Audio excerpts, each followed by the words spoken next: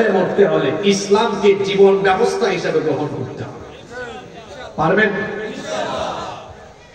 ইসলামী জীবন ব্যবস্থা যে ব্যক্তি কবুল করবে সেই ব্যক্তি ইসলামী শাসন ব্যবস্থাও চাইবে। আপনারা শাসন ব্যবস্থা ইসলাম চান কি চান না? জোরে বলেন, চান কি চান না? নাকি মসজিদে আল্লাহর আইন থাকুক আর শাসন ব্যবস্থায় মানুষের আইন থাকুক, এটা আপনারা চান? জমিন কার? এই জমিন কেমনে চললে ভালো হবে এটা আমরা ভালো জানবো না, আল্লাহ ভালো জানে। সবাই একমত? তাহলে এই জমিনের জন্য মানুষের আইন কল্যাণকর না আল্লাহর আইন কল্যাণকর? জোরে বলেন, কার আইন কল্যাণকর? আপনারা সবাইকে আল্লাহর আইন চান? কেন আপনারা আল্লাহর আইন চান? কেন আল্লাহর আইন দরকার? ইসলামী শাসন ব্যবস্থা কেন দরকার? এর লাভজনক 10টা দিক আজকে আমি আপনাদের সাথে তুলে ধরব ইনশাআল্লাহ। আজকে শুধু গলাবাজি চাপাবাজি হবে না, বুঝার মতো উপলব্ধি করার মতো কিছু কথা আজকে বলে যাব।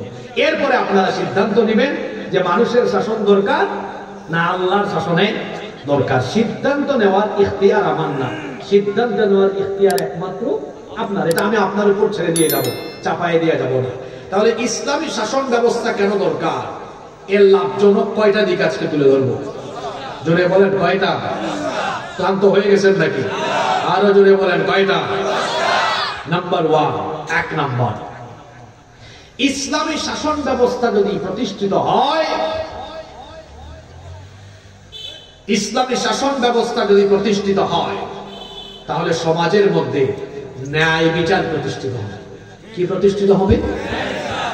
ইসলামী শাসন ব্যবস্থায় বিচারের নামে কোনো অবিচার আছে নাকি? বিচারের নামে কোনো অবিচার নাই। মানুষের তৈরি করা শাসন ব্যবস্থার মধ্যে দেখা যায় সে তার নিজের ক্ষমতা ধরে রাখার জন্য, সে তার আধিপত্য বিস্তারের জন্য অনেক সময় নিরপরাধী ব্যক্তিকে অপরাধী বানিয়ে সাজা দিতে পারে না। দেখা যায় অপরাধ করে নাই, নিরপরাধ ব্যক্তিকে মিথ্যা মামলা দিয়ে জেলখানায় ঢুকায়া তাকে দিনের পর দিন জেল খাটাতে পারে। তার আদর্শের বিরোধী হয়ে পড়ে মিথ্যা অভিযোগে অভিযুক্ত করে তাকে ফাঁসি দিয়ে মেরেও ফেলতে, কারণ আইন তার হাতে। কিন্তু ইসলামী শাসন ব্যবস্থা যেই সমাজে থাকে সেখানে বিচারের নামে মানুষের উপরে কোনো বিচার হয় না, বিচারের নামে কোনো জুলুম হয় না, কারণ সেখানে বিচার ফয়সালা করা হয় কার দেওয়া আইনের ভিত্তিতে। আরো জোরে বলেন কার? সে আল্লাহ তাআলা হুকুম করছেন, ওয়া ইযা হাকামতুম বাইনান নাসি আন তাহকুমু বিল আদল। আর যখন তোমরা মানুষের মধ্যে বিচার ফয়সালা করবে তখন তোমরা ইনসাফ কায়েম করবে। ইসলামী শাসন ব্যবস্থায় কি রকম সুবিচার কায়েম হয় দেখেন। আল্লাহর নবীর আদালতে একবার মাখজুমিয়া গোত্রের কুরাইশি একজন সম্ভ্রান্ত নারীকে আদালতে সুপর্দ করা হলো। এই মহিলার অপরাধ ছিল তিনি চুরি করেছেন, চুরির অভিযোগে তাকে আদালতে সুপর্দ করা হলো। সাহাবায়ে কেরাম এই ঘটনাকে কেন্দ্র করে জমায়েত হলেন। সাহাবীরা পরামর্শ করছেন, এত নামি দামি বংশের একজন নারী, এত নামি দামি বংশের মহিলা, আল্লাহর নবী যদি এই মহিলার ব্যাপারে বিচার করতে গিয়ে কোরআন থেকে রায় দিয়ে তার ডান হাত কেটে ফেলার আদেশ দিয়ে দেন, ওই বংশের মান ইজ্জত কিছুই থাকবে না। সাহাবায়ে কেরাম পারস্পরিক পরামর্শ করছেন এই মহিলার বিচারের রায় একটু কমায় দেওয়ার জন্য নবীজিকে সুপারিশ করা দরকার। কিন্তু কে নবীজির কাছে এই সুপারিশ নিয়ে যাবে? কোন সাহাবীর সাহস হয় না। অবশেষে সাহাবায়ে কেরাম হযরত উসামা ইবনে যায়েদ রাদিয়াল্লাহু আনহুকে বললেন, ভাই উসামা, তোমাকে তো আল্লাহর নবী বড় ভালোবাসেন, আল্লাহর নবী তোমাকে বড় পছন্দ করেন, তুমি নবীজির কাছে এই সুপারিশ নিয়ে যাও, দেখো নবীজি তোমার এই সুপারিশ রাখেন কিনা। উসামা ইবনে যায়েদ রাদিয়াল্লাহু আনহু তিনি যখন নবীজির কাছে এই সুপারিশ নিয়ে গেলেন, আল্লাহর নবী এটা শোনার পরে তার অবস্থা এমন হলো আসমান যেন তার মাথার উপরে ভেঙে পড়ার উপক্রম হয়ে গেল। আল্লাহর নবী তখন বললেন, ও আমার সাহাবীরা শোনো, সম্ভ্রান্ত বংশের নারী হওয়ার কারণে বিচারের রায় হালকা করে দিতে সুপারিশ তোমরা করছো। ও আমার সাহাবীরা শোনো, আজকে যদি আদালতে এই নারী না হয়ে যদি আমার নিজের কলিজার টুকরা মেয়ে ফাতেমা আদালতের কাঠগড়ায় দাঁড়াতো, আমি বিচার করতে গিয়ে স্বজনপ্রীতি করতাম না, কোনো দয়া মায়া দেখাতাম না, বরং ন্যায় বিচারের রায় দিয়ে তারপরে আমি হাত কাটার জন্য জল্লাদকে দায়িত্ব দিতাম না, আমি পাপ হয়ে নিজে আমার মেয়ের হাত কেটে ফেলে দিতাম। আল্লাহু আকবার বলে। ইসলামী শাসন ব্যবস্থা থাকলে বলে বিচার আরো কম হয়। সে যদি নিজের মেয়েও হয়, অপরাধী হলে অপরাধী তার সাজা ভোগ করবে। আর মানুষের আইন যে সমাজে বা রাষ্ট্রে প্রতিষ্ঠা হয়, সেখানে নিজের ছেলে মেয়ে নিজের দলের লোক করে 7 খুনও মাফ হয়ে যাবে। ধরলে পরে বলবে, এই কারে ধরছো, ওসি এটা আমার লোক, তাড়াতাড়ি ছাড়ো। দেখেন না, অনেকে অপরাধ করেও বুক ফুলিয়ে বাইরে ঘুরে বেরিয়েছে, আর অপরাধ না করেও নিরপরাধ অনেক আলেমকে অন্যায় ভাবে বছরের পর বছর জেলখানায় বন্দী করে রাখা হয়েছিল। মানুষের তৈরি করা আইন যে সমাজে থাকে, সেখানে কোনো ন্যায় বিচার পাওয়া যায় না। সেখানে দেখা যায় নিরপরাধীকে অপরাধী বানায়া মেরেও ফেলা হয়। কোরআনের পাখি আল্লামা দেলাওয়ার হোসেন সাঈদী রহমতুল্লাহ আলাইহি মানবতা বিরোধী যুদ্ধাপরাধী মিথ্যা নাটক মঞ্চস্থ করে তিনি ভারতীয় আধিপত্যবাদের বিরুদ্ধে কথা বলতেন, তিনি দেশের পক্ষে কথা বলতেন এবং আল্লাহর কোরআন প্রচার করায় কোরআন বিরোধীরা এবং তাদের সাথে ভারতীয় আধিপত্যবাদীরা যুক্ত হয়ে শুধুমাত্র ভারতকে খুশি করার জন্য অন্যায়ভাবে তাকে হত্যা করা হয়েছে। যে সমাজে কোরআনের বিচার থাকে না, ইসলামী শাসন থাকে না, সেখানে মানুষ ন্যায় বিচার। ইসলামী শাসন কেন দরকার? ইসলামী শাসন ব্যবস্থা থাকলে একজন মানুষও ন্যায় বিচার থেকে বঞ্চিত হবে না। আপনারা সমাজে ন্যায় বিচার প্রতিষ্ঠা হোক, চান কি চান না? সবাই ন্যায় বিচার চান তো? তাহলে ন্যায় বিচারের জন্য ইসলামী শাসনের দরকার আছে না নেই? নাম্বার 2, কেন ইসলামী শাসন ব্যবস্থার দরকার? ইসলামী শাসন ব্যবস্থা ছাড়া, ইসলামী আইন ছাড়া অন্যান্য সকল শাসন ব্যবস্থা, আইন, এগুলো হলো জাহালত, এগুলো হলো অন্ধকার। এগুলো দিয়ে মানুষ কখনো উন্নত, সুখী, সমৃদ্ধশালী হতে পারবে। রব্বুল আলামিন বলছেন, আফা হুকমাল জাহিলিয়াতি ইয়াবগুন ওয়া মান আহসানু মিনাল্লাহি হুকমান লিকওমিন ইউকিনুন। আল্লাহ তাআলা বলছেন, তারা কি জাহেলি যুগের শাসন ব্যবস্থা চায় নাকি? অজ্ঞতা, বর্বরতা, অন্ধকারাচ্ছন্ন জীবন ব্যবস্থা, শাসন ব্যবস্থা তারা চায় নাকি? অথচ বিশ্বাসীদের জন্য আল্লাহর দেওয়া জীবন ব্যবস্থার চাইতে উত্তম কোন জীবন ব্যবস্থা আর হতে পারে? বিশ্বাসীদের জন্য আল্লাহর দেওয়া জীবন ব্যবস্থা ব্যতীত অন্য কোন জীবন ব্যবস্থা উত্তম হতে পারে না। কেন? আল্লাহর আইন মানুষের জন্য কল্যাণকর। আমার দিকে তাকান, খুব ভালো করে বোঝার চেষ্টা করেন। মানুষ যখন আইন বানাবে, সে প্রথমেই তার নিজের ক্ষমতার স্বার্থে, নিজেকে যাতে ক্ষমতায় দীর্ঘস্থায়ী, লং টার্মে রাখা যায়, নিজের দলের স্বার্থে, নেতা কর্মীর স্বার্থে আইন বানাবে। এমন ভাবে আইনটা বানাবে যাতে করে তার দলের মানুষ খুশি থাকে, তার ক্ষমতার স্বার্থে ক্ষমতাটা যেন দীর্ঘস্থায়ী করা যায়। কিন্তু আল্লাহ তাআলা আইনের ভেতরে কোনো ধরনের জটিলতা নাই, দুর্বলতা নাই, ত্রুটি বিচ্যুতি নাই। মানুষের তৈরি করা আইনের মধ্যে ত্রুটি থাকতে পারে, বিচ্যুতি থাকতে পারে, দুর্বলতা থাকতে পারে। ওই যে আমরা বলি মানুষ মাত্রই ভুল, মানুষ ভুল করতে পারে না। দেখা যাচ্ছে আইন রচনা করতে গিয়েও সে ভুল করতে পারে।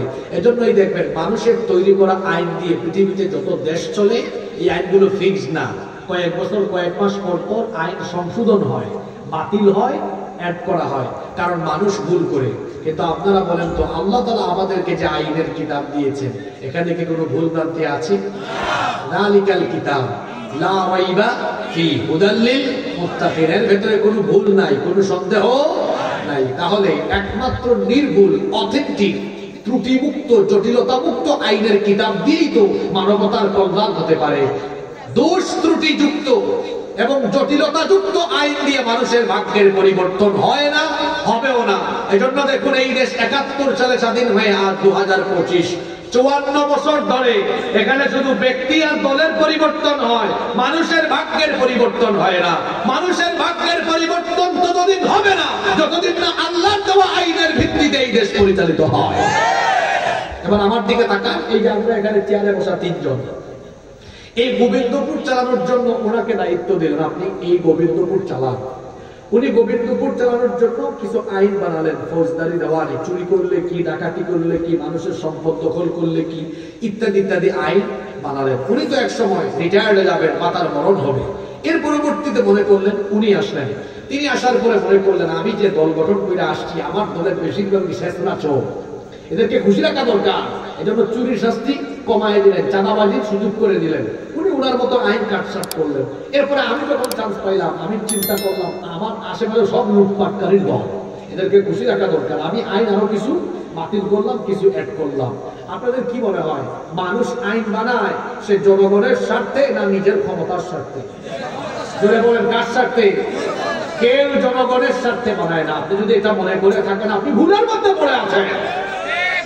ও আইন বানাবে কতকাল পর্যন্ত ক্ষমতায় থাকা যায়, ও আইন বানাবে কিভাবে আমার দলের লোকদেরকে খুশি করা যায়। এজন্যই তো আল্লাহ তাআলা মানুষের নিত্য প্রয়োজনীয় দরকারি বিষয়গুলো মানুষের হাতে দেন নাই।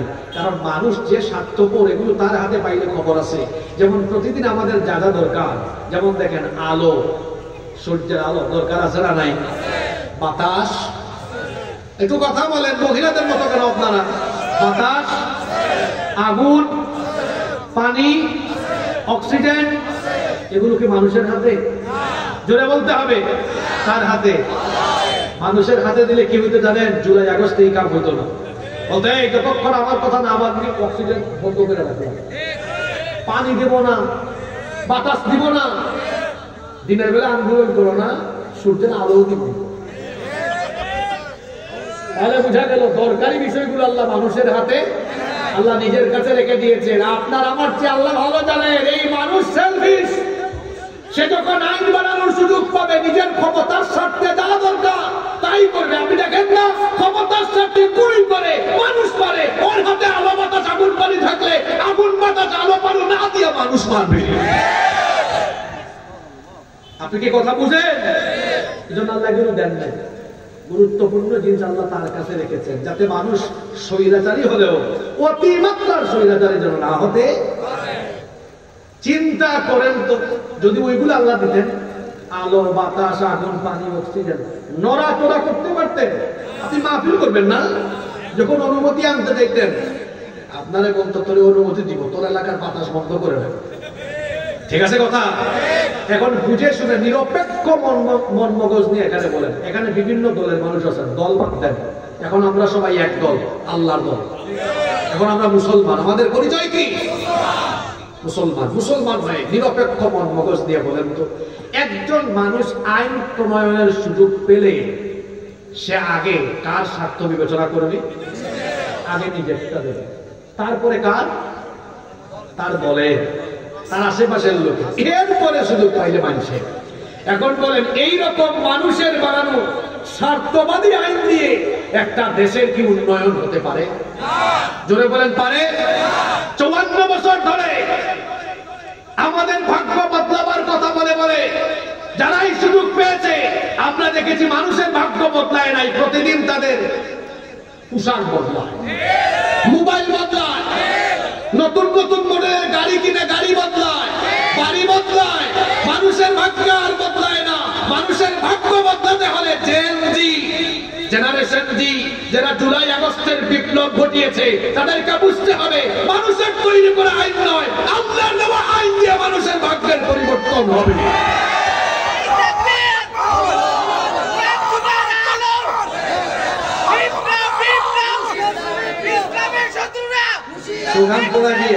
একসাথে পড়ে দিয়ে থাকে, আমার পয়েন্টগুলো শেষ করতে যাই, পয়েন্টগুলো মনে রাখতে হবে। ১ নাম্বার, ইসলামী শাসন ব্যবস্থা কেন দরকার? ইসলামী শাসন ব্যবস্থা থাকলে সব মানুষ ন্যায় বিচার করে। ২ নাম্বার পয়েন্ট কি বলেছি? ইসলামী শাসন ব্যবস্থা না থাকলে গোটা জাতি অন্ধকারে পড়ে থাকবে, আলোকিত হতে পারবে তিন নাম্বার, কেন ইসলামী শাসন ব্যবস্থা দরকার? আমার দিকে তাকান, আপনারা একটু মনোযোগ বাড়ান। গতানুগতিক অন্যান্য মাহফিলে যা শুনেন, আজকে একটু ব্যতিক্রমী কথাবার্তা শুনবেন।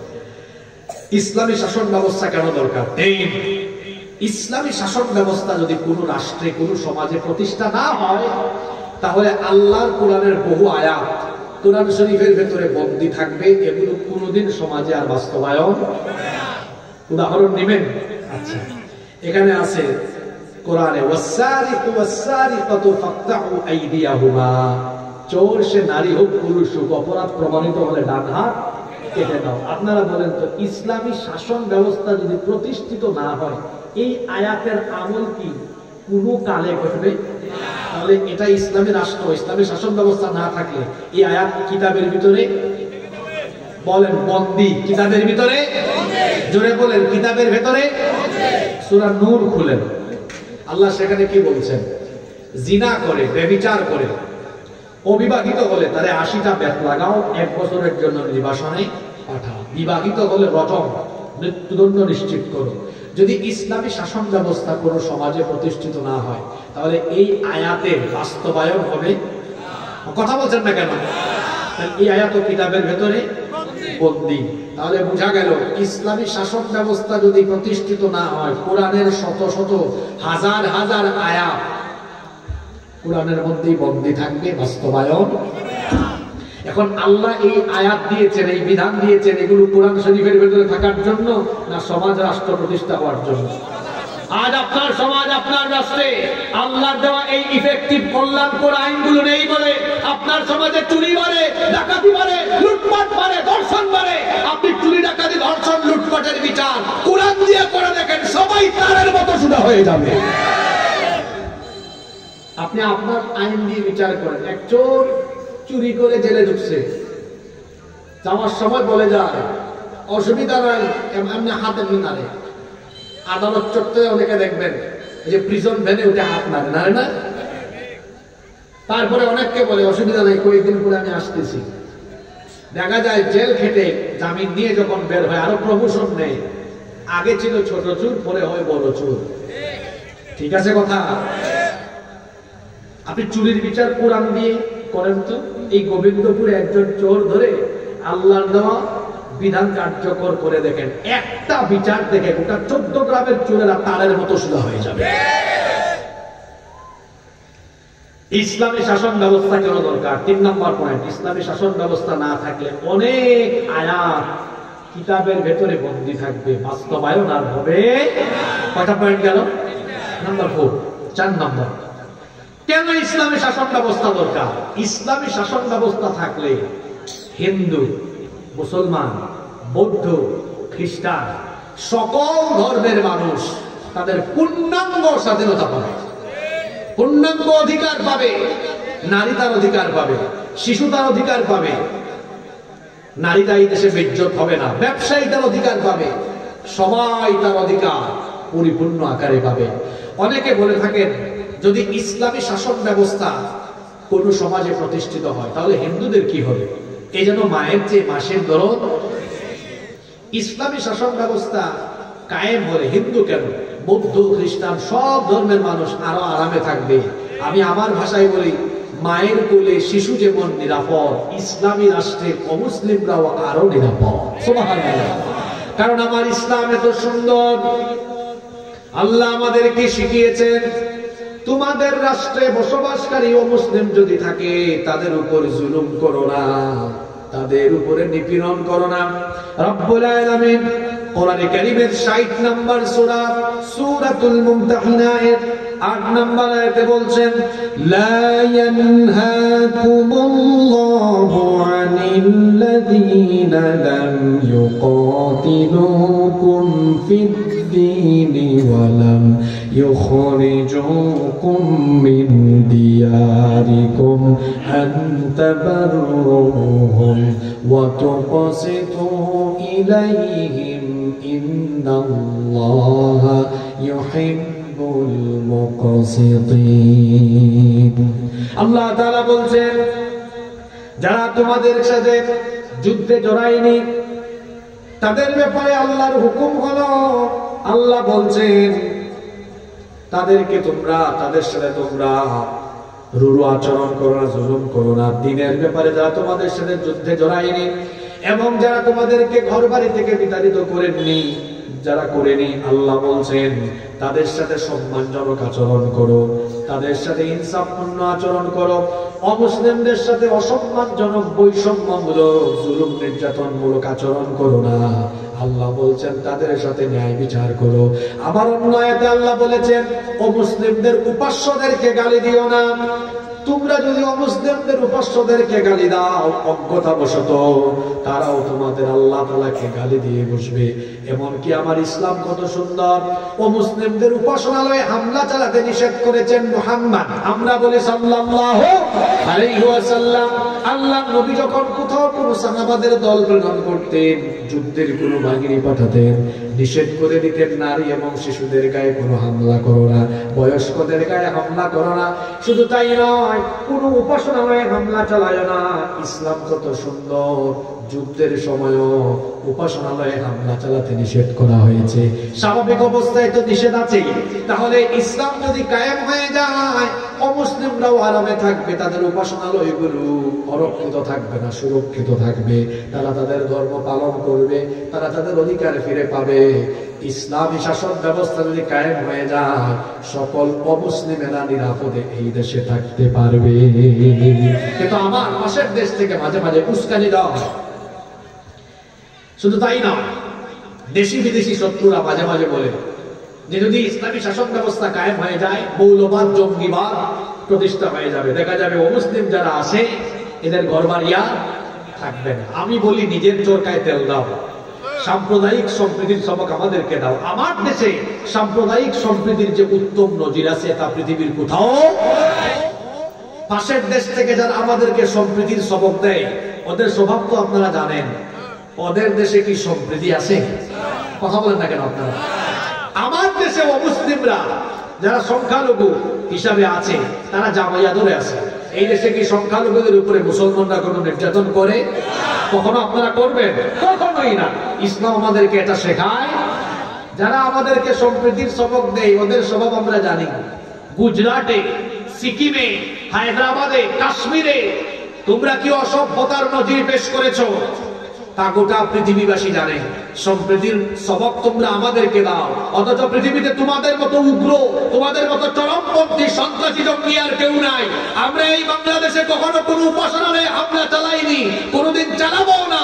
অথচ গুজরাটের কসাই নরেন্দ্র মোদীর নেতৃত্বে আমাদের শত শত বছরের ঐতিহ্য বাবরি মসজিদকে দখল করে রাম মন্দির বানিয়ে পৃথিবীর 200 কোটি মুসলমানদের কলিজায় তারা আগুন ধরিয়ে দিয়েছে। এরা আমাদেরকে কি করে? সম্প্রীতির সবক দেয়। ভারতবর্ষের ইতিহাস আমরা জানি। 750 বছর আমাদের পূর্বপুরুষরা ভারতবর্ষ শাসন করেছেন। কোনদিন আমাদের মুসলমান কোন শাসক অমুসলিমদের উপাসনালয় দখল করেননি। ইসলাম আমাদেরকে এটা শেখায় না। 47 সালে ভারত 2 ভাগ হয়ে হিন্দুস্তান আর পাকিস্তান হয়েছে। 71 সালে পাকিস্তান 2 ভাগ হয়ে বাংলাদেশ আর পাকিস্তান হয়েছে। 47 থেকে নিয়ে 2025 এই 74 বছরে তোমরা ইতিহাসকে পাল্টে দিয়েছো। এর আগে তো ভারতবর্ষকে শাসন করেছে প্রায় 200 বছর ব্রিটিশরা। তার আগে মুসলমানরা। ভারতবর্ষের সুন্দর সুন্দর যা আছে সব মুসলমানদের হাতে গড়া। আমার মুসলমান কোন শাসক কখনো কোন সাম্প্রদায়িক দাঙ্গা লাগায়নি, নেতৃত্ব দেয়নি, অমুসলিমদের উপাসনালয় দখল করেনি, কোন অমুসলিমকে হামলা করেনি। এখনো মুসলমানরা এগুলো করে না, কারণ কোরআন আমাদেরকে এই শিক্ষা দেয় না। পাশের দেশ থেকে যারা আমার দেশের হিন্দু, বৌদ্ধ, খ্রিস্টান ভাই বোনদেরকে উস্কে দিতে চায়, আমরা বলবো আমার দেশের হিন্দু, বৌদ্ধ, খ্রিস্টান সব ধর্মের ভাই বোনদেরকে বলবো এদের ফাঁদে আমরা যেন পা না দেই। কারণ এই দেশে আমরা যেভাবে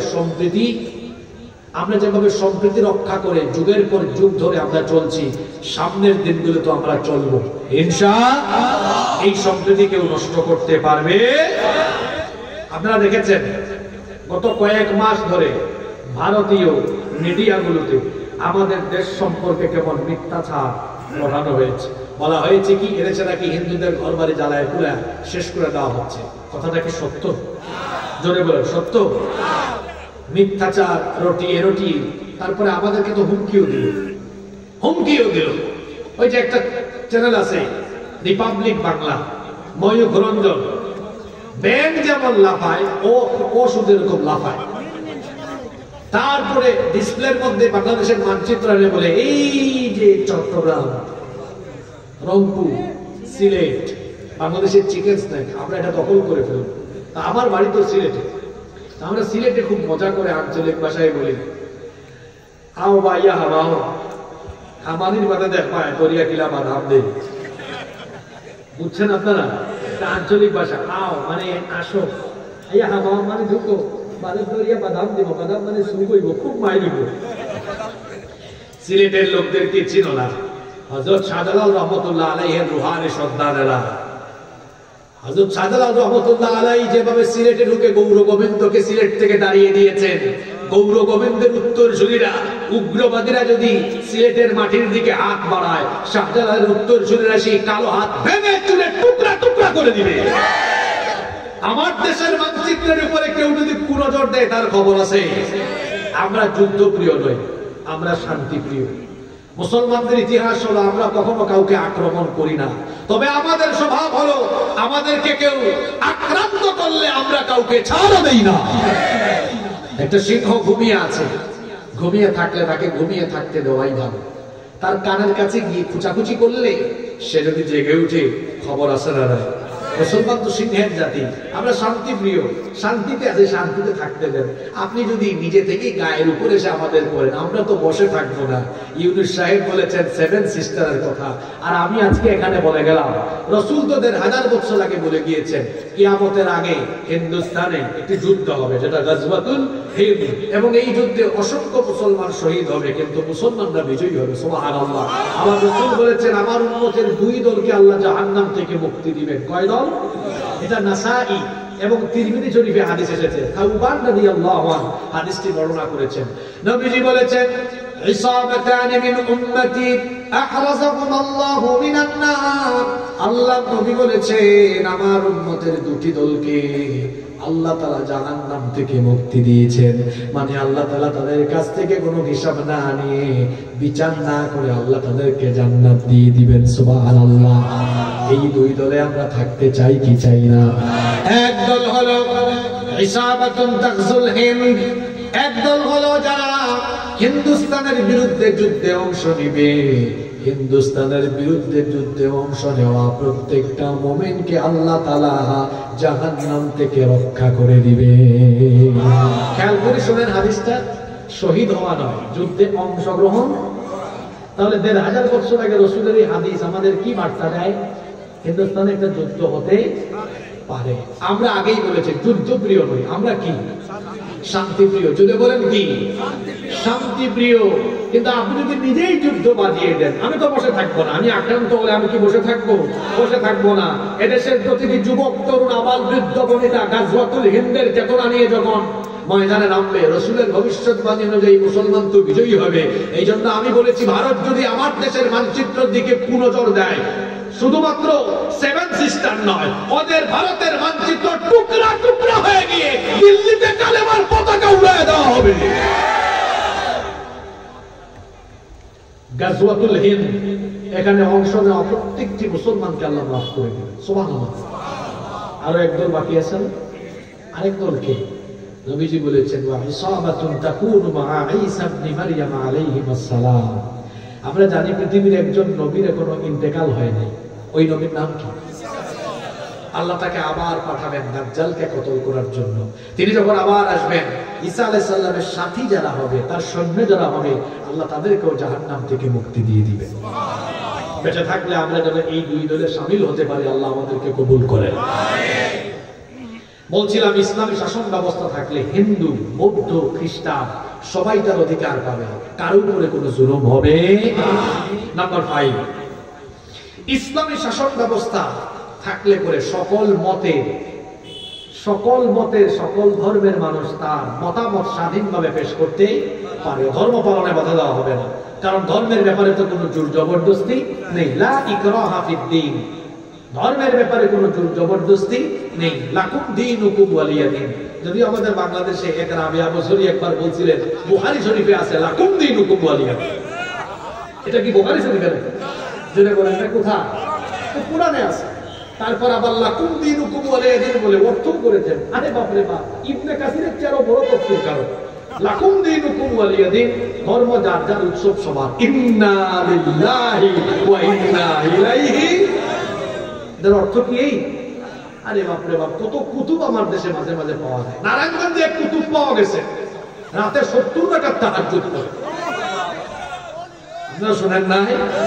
তার এই কথা সত্য না মিথ্যা আমরা জানি না। যদি সত্য হয় তো একদিকে রাতে তাহাজ্জুদও মারে, আবার দিনের বেলা সারাদিন সমানকালে মানুষ মারে, অন্যায় করে, অপকর্ম করে। আছে না নাই? লাকুম দীনুকুম ওয়ালিয়া দীন, তোমার ধর্ম তোমার, আমার দিন আমার।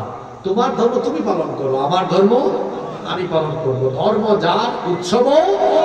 যদি ইসলামী শাসন ব্যবস্থা কায়েম হয়, প্রতিটি মানুষ তার ধর্ম পালন করবে, প্রত্যেককে তার ধর্ম পালনের সুযোগ দেওয়া হবে। আমরা কি দেখেছি? মানুষের তৈরি করা, মানুষের বানানো আইন যে সমাজে থাকে, সেখানে নিজেদেরকে তারা ধর্ম নিরপেক্ষ দাবি করলেও দেখা যায় তারা আসলে নিরপেক্ষ থাকে না। তারা দেখা যায় কোরআন সুন্নাহ বা মুসলমানদের অনুষ্ঠানগুলোতে অনেক সময় শর্ত লাগাইয়া বাধা বিঘ্নতা সৃষ্টি করে আর সবকিছু সমান তারা চালু রাখে। আমি কি ভুল বলেছি নাকি? গত 15 বছর কোরআনের মাহফিল অনায়াসে করতে পেরেছে। আজকের মাহফিলের জন্য অনুমতি লাগছে নাকি? কিন্তু বাংলাদেশে এখন দেখি নতুন নতুন অনেক জায়গায় শুরু হয়েছে। অনেক ব্যক্তি বলে আমাদের থেকে অনুমতি নিতে হবে। জুলাই আগস্টের কারবার দেখেন না একটা, তাই না? এই বাংলাদেশে ফ্যাসিবাদ যদি আবার মাথা চারা দিয়ে উঠার চেষ্টা করে, সেটাকে যুব সমাজ ভেঙে চুরে তছনছ করে দিবে।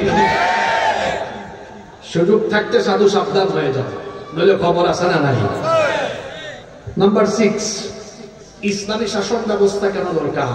ইসলামী শাসন ব্যবস্থা থাকলে অন্যায় অপরাধ থাকবে না, অন্যায় অপরাধ কমে যাবে। কারণ আপনি যখন আল্লাহর দেওয়া আইনের ভিত্তিতে বিচার ফয়সালা করবেন, কোনো অন্যায় থাকবে না, চুরি থাকবে না, ডাকাতি থাকবে না, লুটপাট থাকবে না, ধর্ষণ থাকবে না, গুম থাকবে না, খুন থাকবে না। আল্লাহর দেওয়া বিচার ব্যবস্থা যখন প্রতিষ্ঠিত হবে, সমাজে অন্যায় অপরাধ কমে যাবে ইনশাআল্লাহ। নাম্বার 7 নাম্বার, এখানে অনেকে বেকার আছে না? বেকার, কোনো কিছু করে না। ইসলামী শাসন ব্যবস্থা কায়েম হলে সবচেয়ে বেকারদের লাভ বেশি। এদিকে তাকান, আজকের কথাগুলো যারা মিস করবেন, মারাত্মক কিছু মিস করবেন। ইসলামী শাসন ব্যবস্থা কায়েম হলে সমাজে, দেশে একজন গরিব মানুষ থাকবে না। আমার দিকে তাকান, ফর্মুলা দিয়ে যাচ্ছে। আমি তো গলার জুড়ে গলাবাজি করে যাচ্ছি না, আপনাকে আমি কোরআন হাদিস দিয়ে এবং বাস্তবতা দিয়ে বুঝাই যাব।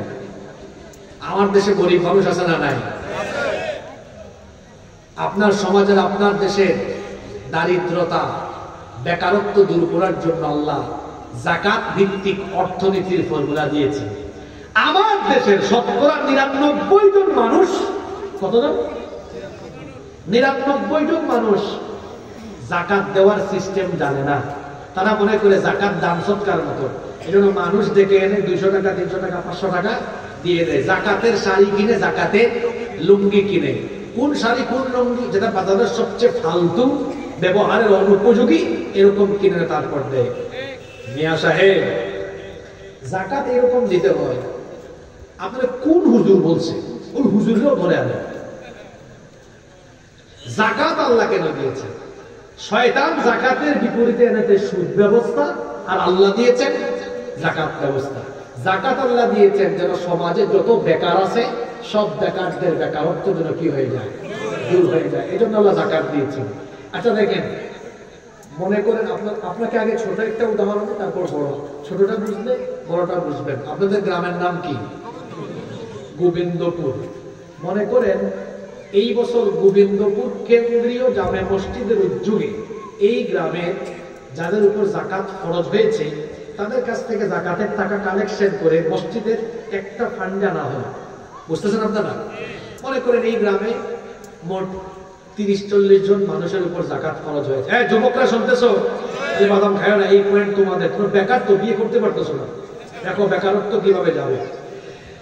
এখানে মনে করেন 30-40 জনের উপর যাকাত ফরজ হয়েছে। মোট অ্যামাউন্ট, আমি কম করে উদাহরণ দিয়ে বুঝবেন, 2 লক্ষ টাকা যাকাত উত্তোলন হয়েছে। কত লক্ষ টাকা? জোরে বলেন কত? আপনি চাইলে 2 লক্ষ টাকা জন প্রতি 500 টাকা করে করে দিলে মোট কতজনকে দেওয়া যাবে? 400 জন। কতজনকে?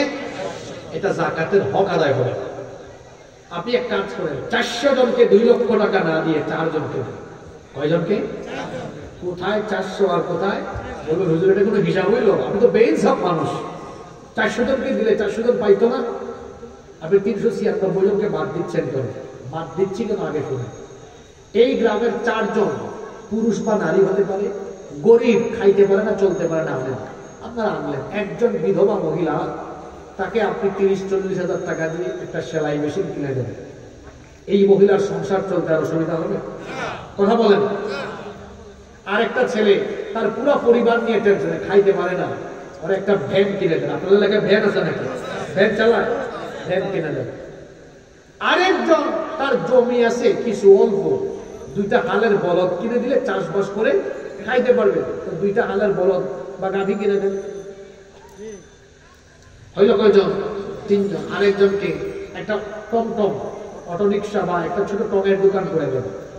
2 লক্ষ টাকা জাকাত উত্তোলন করে 4 জন ব্যক্তিকে দিলেন। বলেন এই 4 জন ব্যক্তি 1 বছর যদি এগুলা, এই সব যেগুলা দিয়েছেন এগুলা দিয়ে উপার্জন করে পরবর্তী বছর এরা কি আর জাকাত খাওয়ার উপযুক্ত থাকবে? বলেন থাকবে? আমার দেশে বাণিজ্য মন্ত্রণালয় আছে, বিমান মন্ত্রণালয় আছে, পরিকল্পনা মন্ত্রণালয় আছে, স্বরাষ্ট্র মন্ত্রণালয় আছে, পররাষ্ট্র মন্ত্রণালয় আছে।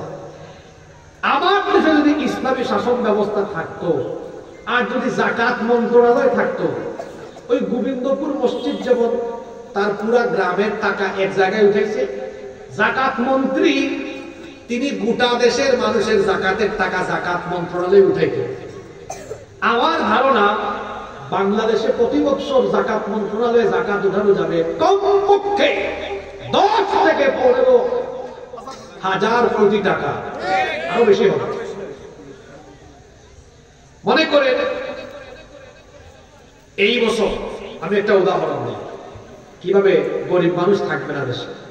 এই বছর জাকাত মন্ত্রণালয়ে 1,40,000 কোটি টাকা উঠানো হয়। কত? 1,40,000 কোটি টাকা উঠানো হয়। এখন এই টাকার আপনি বাংলাদেশের 70 লক্ষ যুবক যারা বেকার, এদের কারণে কত লক্ষ বললাম? 70 লক্ষ। প্রত্যেকজনকে 2 লাখ করে দেন, তাহলে 1 কোটি, 1,40,000 কোটি টাকা শেষ। বলেন তো 70 লক্ষকে 2 লক্ষ করে দিলে এই মানুষগুলো আর গরিব থাকবে? এইরকম যদি 5-10 বছর জাকাত মিনিস্ট্রির মাধ্যমে জাকাত সেন্ট্রালি কালেক্ট করে সেন্ট্রালি ডিস্ট্রিবিউট করা হয়, 10 বছর পরে চ্যালেঞ্জ করে গেলাম এই মাঠ থেকে, একজন গরিব মানুষ বাংলাদেশে খুঁজেও পাবেন না। এবার আসেন হুজুর, কুরআন দিয়া তো বললেন, একটু বাস্তবে উদাহরণ দেন তো, পৃথিবীতে কি এরকম কখনো হয়েছিল? ওই আলেমদেরকে সাক্ষর রেখে বলছি, কার শাসন আমাদের উপর হয়েছিল? ওমর ইবনে আব্দুল আজিজ রাহমাতুল্লাহি আলাইহির জামানায় মানুষ যাকাত নিয়ে রাস্তায় রাস্তায় ঘুরছে, একজন মানুষ পায় নাই যাকাত দিবে। সুবহানাল্লাহ মুখ দিয়ে বাইরে। কোন মানুষ নিয়ে ওয়াজ করি? আপনি বুঝছেন আমার কথা?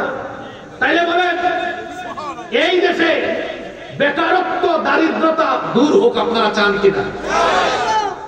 তো বেকারত্ব, দারিদ্রতা দূর করতে হলে নেতা নেত্রীর শাসন চান না ইসলামী শাসন চান? জোরে বলেন। না চাইলেও আবার কিছু করার নাই, আমি জোর করে চাপাবো না। আমি আগেই বলছি, আমি কথা বলে যাবো, সিদ্ধান্ত আপনি। কিন্তু আপনার কিন্তু গরিব থাকতে চান, আপনার দেশের মানুষ গরিব থাকতে, আপনার যে আপনি আসলে আপনি থাকেন, আমার কোনো আপত্তি। আর আপনারা যদি চান না আমরা ওই সোনালী যুগে ফিরে যাব, তো আসেন, আমি ফর্মুলা দিয়ে গেলাম। একজন মানুষ গরিব থাকবে, কয়টা বললাম? 7টা। বাকি আছে কয়টা? 10 মিনিট কি ধৈর্য হবে আপনাদের, নাকি ক্লান্ত হয়ে গেছেন?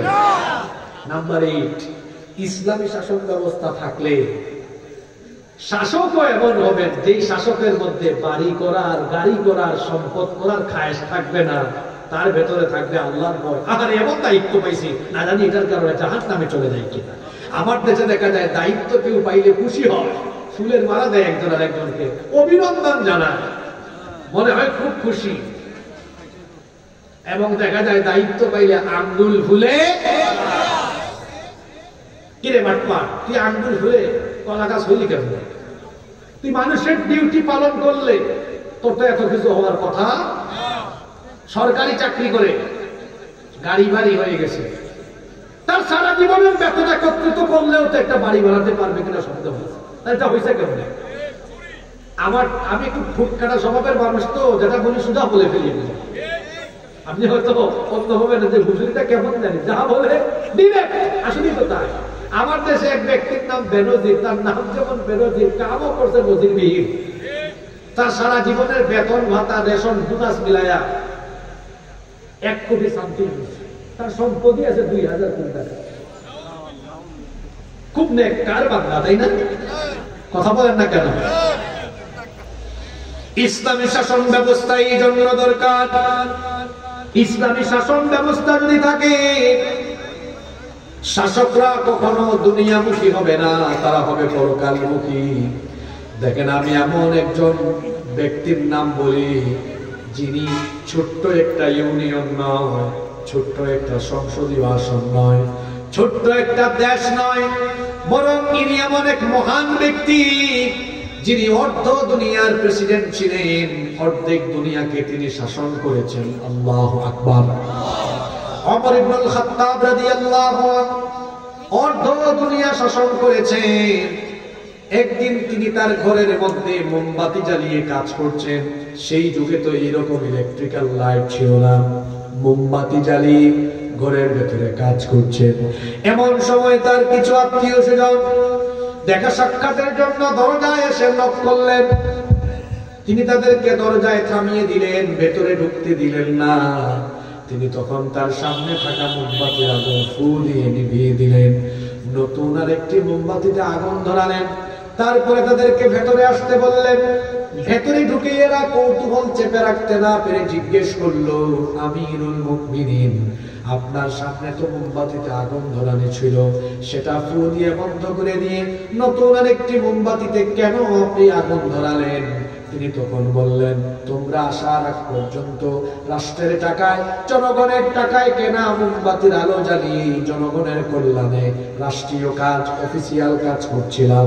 তোমরা যখন ভেতরে ঢোকার জন্য অনুমতি চাইলে, চিন্তা করলাম জনগণের টাকায়, রাষ্ট্রের টাকায় কেনা মোমবাতির আগুন জ্বালিয়ে যদি আমার আত্মীয় স্বজনের সাথে ব্যক্তিগত কথা বলে জনগণের সম্পদ নষ্ট হয়ে যাবে, আমানতের খেয়ানত হবে, রাষ্ট্রের সম্পদ অন্যায় ভাবে নষ্ট করা হবে, এমনকি কিয়ামতের ময়দানে আমাকে আসামি হয়ে, জালেম হয়ে আল্লাহর সামনে দাঁড়ানো হতে পারে। এই ভয়টা যখন আমার অন্তরে আসলো, তখন আমি রাষ্ট্রের টাকায়, জনগণের টাকায় কেনা মোমবাতির আগুন ফু দিয়ে নিভিয়ে দিয়ে নিজের টাকায় নিজের টাকায় কেনা মোমবাতির আগুন জ্বালিয়ে তোমাদের সাথে এখন কথা বলছি। তাই ইসলামী শাসনের নমুনা।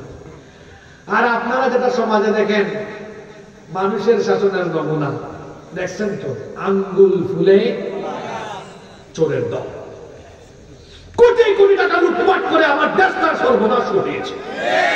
এই দেশে কিসের অভাব? এই দেশে সম্পদের অভাব নাই। আমার বাড়ি সিলেটে, সিলেট গেলে দেখবেন ওই ভুলাগঞ্জে জাফলনে যাবেন, পাথরের খনি আল্লাহ দিয়েছে, সুবহানাল্লাহ। গ্যাসের খনি আছে এখানে, কয়লার খনি আছে, চায়ের সম্পদ আছে, মাছ আছে, বিল আছে, খাল আছে, নদী আছে, সাগর আছে। আর দেশের মাটি তো সোনার মাটি, উর্বর, যা ফেলেন তা হয়ে যায়। সুবহানাল্লাহ। সম্পদের অভাব, একটা জিনিসের অভাব, ভালো মানুষের অভাব। কিসের অভাব? আমার দেশটা বড় নির্যাতিত, চোর আর চোর। এই দেশে যেমন আছে সম্পদের খনি, তেমন আছে চোরের। এজন্য সিদ্ধান্ত নিতে হবে, বদলাতে চাইলে আপনার সিদ্ধান্তকে বদলাতে হবে। আর মানুষের তৈরি করা আইন নয়, আমরা এখন আল্লাহর আইন চাই।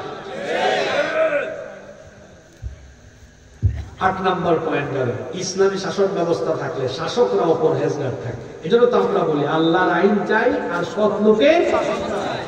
নাম্বার 9 নম্বর, ইসলামী শাসন ব্যবস্থা এই জন্য দরকার, ইসলামী শাসন ব্যবস্থা প্রতিষ্ঠা করা এটা রাসূলের গুরুত্বপূর্ণ সুন্নত। আমার দেশে টুপি লাগানো সুন্নত, চোখে সুরমা লাগানো সুন্নত, খাবার শেষে একটু মিষ্টি খাওয়া, মধু খাওয়া সুন্নত, খুব মানে মানুষ। আর রাসূলদের রক্ত দিয়ে, জীবন দিয়ে আল্লাহর বিধান প্রতিষ্ঠা করে মদিনার রাষ্ট্র 10 বছর পরিচালনা করে গেলেন। এই সুন্নতের ধারে কাছে মুসলমান। আল্লাহ কি তার নবীকে শুধুমাত্র নামাজ, রোজা, হজ, যাকাতের দাওয়াত দেওয়ার জন্য পাঠিয়েছেন? কেন পাঠিয়েছেন? কোরআনে কারীমের 61 নম্বর সূরা, সূরাতুস সাফাত 9 নম্বর আয়াতে আল্লাহ বলছেন, হুয়াল্লাযী আরসালা রাসূলাহু বিল হুদা ওয়া দীনিল হক লিইয়ুযহিরাহু আলাদ দীনি কুল্লিহি ওয়ালাউ কারিহাল মুশরিকুন। তিনি হচ্ছেন সেই সত্তা যিনি তার রাসূলকে হেদায়েত এবং দ্বীনে হক সহকারে পাঠিয়েছেন, যাতে করে পৃথিবীর সকল মতাদর্শ, সকল মত পথের শিকড় কেটে ফেলে আল্লাহর জমিনে যেন তিনি আল্লাহর আইন বাস্তবায়ন করতে পারেন। এই জন্য নবীকে যিনি পাঠিয়েছেন তিনি কে? সেই পথের প্রতীক আপনাকে হতে হবে। নাম্বার 10, 10 এবং সর্বশেষ হল ইসলামী শাসন ব্যবস্থা কি কারণে দরকার? কারণ এই জমিনটা তো আল্লাহ, এই জমিনটা কিভাবে চললে ভালো হবে সেই ফর্মুলা সবচাইতে ভালো জেনে দিতে পারেন তিনি কি? এজন্য আল্লাহ বলেছেন, আলা লাহুল খালকু ওয়াল আমর, সৃষ্টি যার, আইনও চলবে। ইসলামী শাসন ব্যবস্থা গুরুত্ব সম্পর্কে কয়টা পয়েন্ট বললাম? এবার আমার দিকে তাকান। আর একটা কথা এখানে অ্যাড করি, ইসলামী শাসন ব্যবস্থা যদি প্রতিষ্ঠা না হয় তাহলে আপনি আমর বিল মারুফ নাহি আনিল মুনকার এটা বাস্তবায়ন করতে পারবেন না। আমাদেরকে আল্লাহ সব উম্মত থেকে শ্রেষ্ঠ উম্মত বানিয়েছেন। সুবহানাল্লাহ। কি বলছেন আল্লাহ শুনেন, কুনতুম খায়রা উম্মাতিন উখরিজাত লিন-নাসি তা'মুরুনা বিল মা'রুফি ওয়া তানহাউনা আনিল মুনকার। কুনতুম খায়রা উম্মাহ, তোমরা শ্রেষ্ঠ জাতি। উখরিজাত লিন-নাস, তোমাদেরকে মানুষের কল্যাণের জন্য বের করা হয়েছে। তোমাদের দায়িত্ব হলো তা'মুরুনা বিল মা'রুফ ওয়া তানহাউনা আনিল মুনকার, তোমরা সৎ কাজের আদেশ দিবে, অসৎ কাজে নিষেধ করবে। কথা বুঝে থাকলে বলেন, সৎ কাজের অনুরোধ না আদেশ? কথায় আছে, শেষ ভালো যার সব ভালো তার।